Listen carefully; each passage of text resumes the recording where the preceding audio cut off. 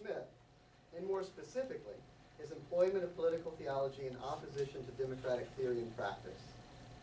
That is the chief obstacle to political theology realizing its own radically democratic potential. My argument is that by Schmidt's conflation of democracy with modern liberalism, Schmidt effectively throws the baby out with the bathwater. While political theology might get its impetus from the despair over the perceived failures of modern liberalism, it need not and must not be allowed to translate into a rejection of democracy as such. This is Schmidt's great mistake, which is one that gets reduplicated each time the assumption is made that democracy and political theology are fundamentally and necessarily incompatible. The alternative I'm proposing, and which I propose in my book here, is a democratic political theology. It is a democratic political theology that is both post-liberal and post-secular. And as a democratic political theology, it is to be understood as a necessary supplement to radical democratic theory's own efforts at rethinking the conceptual basis of democracy itself.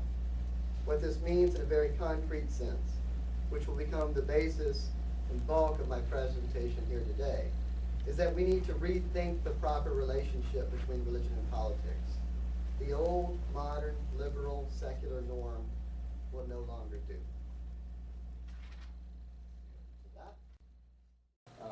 First, the post-secular can be understood philosophically. What I mean by that is that it helps to explain where contemporary philosophy is at this present moment. We've moved from a modern, rational, secular paradigm to a postmodern, post-secular paradigm.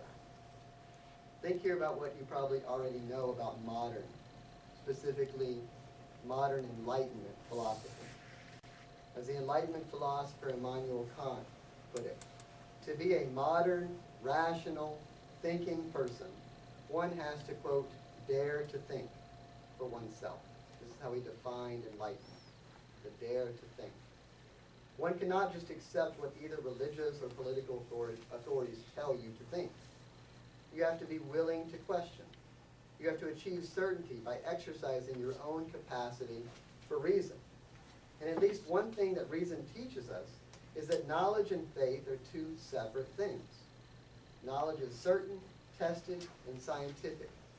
Faith is the product of religious authority, and oftentimes nothing other than blind superstition or rigid dogmatism. In this way, modern philosophy, modern Enlightenment philosophy, was a secular philosophy. And quite frequently, it targeted religious beliefs and practices as backwards, as impediments to social progress, and as an obstacle to the advance of true scientific knowledge. But contemporary philosophy has long since passed from a modern to a postmodern sensibility. Reason has not always proven to be that reasonable after all. The great modern optimism, dare I say even faith in reason, has not necessarily made the world a better place. At least part of its legacy, and I emphasize just part of its legacy, not all of its legacy, has been the legacy of colonialism and Western imperialism, in which Westerners have had the gumption to believe that because of their own advances in science and technology, that carried with it what came to be known as, quote, the white man's burden, to colonize and take possession of different parts of the world. Others were seen as primitives or savages. By virtue of this certain strand of reason, a multitude of human cultures were effectively dehumanized. Likewise, where have the great ravages of war been seen? During the middle part of the 20th century at least, Western Europe, the supposed hub of Enlightenment reason and Western civilization, witnessed not one but two world wars, the threat of nuclear annihilation, and the Holocaust. Maybe reason isn't that perfectly reasonable after all. Maybe reason hides its own savage violence. So it is in this context that the postmodern can be seen as the post-secular. It is an effort to rethink, or at least to delimit, to sort of point out its limitations, the reign of reason. Perhaps reason should not be considered the final source of authority, or at least not the sole arbiter of truth. Perhaps there's a role for religion to play after all, as a source of moral truth, as a training ground to discipline our asocial instincts, and most certainly as contributing to our fuller appreciation of the meaning of human existence and our responsibilities as fellow human beings. The post-secular can also be understood in terms of certain political transformations that are currently underway. Specifically, there's a fundamental change with regard to the secularist self-understanding of the state. This meaning of the post-secular is given expression in a recent lecture given by the philosopher Jürgen Habermas. Quote, although the secularization of state authority makes it necessary to justify the political constitution in ways that are neutral towards competing worldviews, the Constitution itself must not ignore the political contributions made by religious groups within civil society to the democratic process. It follows that even the collective self-understanding of a democratic community cannot remain unaffected by the religious element within the pluralism of worldviews. The political that has migrated into civil society retains a reference to religion, however indirect, as long as religious and non-religious citizens respect one another as such and trust one another as post-secular contemporaries. End quote. If that quote's not yet fully intelligible, let me proceed to my two examples of how this theory of the post-secular can be witnessed within our current political milieu. As I work through these two examples, keep in mind my two guiding questions or assertions. Number one, it's not a question of whether religion and politics relate, but how. Number two, we're currently in the midst of a profound political change wherein there is a changing conception of the secularist self-understanding of the state. If true, this means that religion will take on greater and greater political visibility, for good or bad. The old modern secular norm that saw religion exclusively as a private matter of individual conscience is a thing of the past. All right, let's sort of move on to the topic at hand. What is post-secularism? Or what is the post-secular? A brief word is required for my use of these terms secular and post-secular. Let me be clear, this is oftentimes confused. The term secular should not, underline should not, be understood as the opposite of religion or the absence of religion. After all, constitutionally speaking, the United States is a secular nation. There's no mention of God in the Constitution, and religion is only mentioned twice.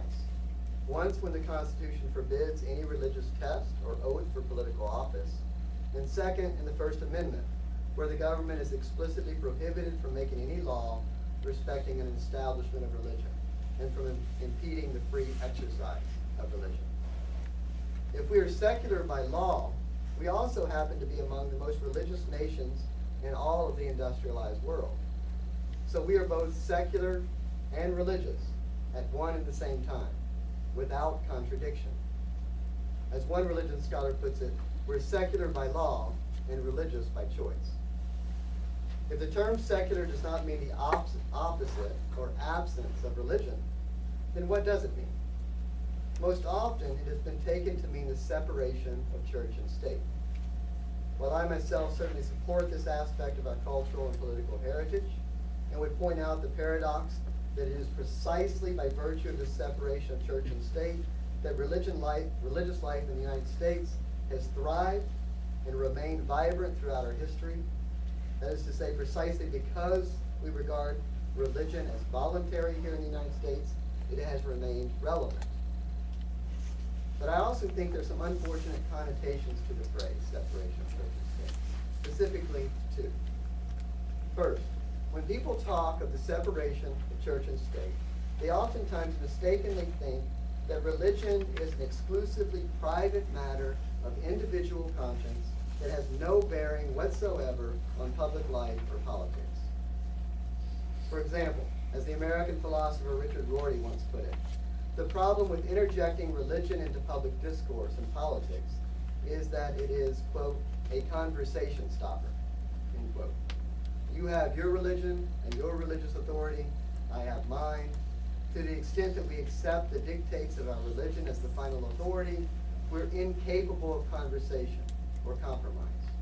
we're left stuck in our rival camps.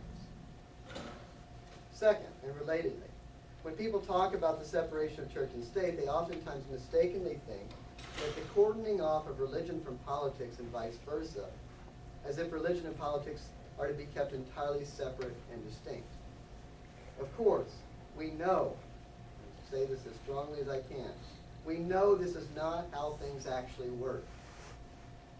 Like it or not, there is a reason, after all, that public surveys confirm time and again that the single most thing that would disqualify a presidential candidate from consideration is if he or she were an atheist. I'm not saying that's the way things should be, I'm just saying that's the way things are. And public surveys confirm that time and again. On some level, Americans seem to believe that if their presidential candidates are sufficiently, but not overly, religious, they can be trusted to do the right thing. They have a proper moral compass, that they are somehow one of us. Likewise, when we decide about which issues of public policy we care about, our religious beliefs most certainly factor into this equation. Whether it is these hot-button social issues like abortion or gay rights, or more nebulously, the concern over social justice, poverty, and inequality. What we believe has an impact on how we vote. So I'm suggesting that the separation of church and state should not be understood as the separation of religion and politics. Religion and politics do, and always have, interacted. The question, therefore, is not whether religion and politics relate, but how. It is with this question in mind that we move from the old, modern, secular norm to the new post-secular understanding.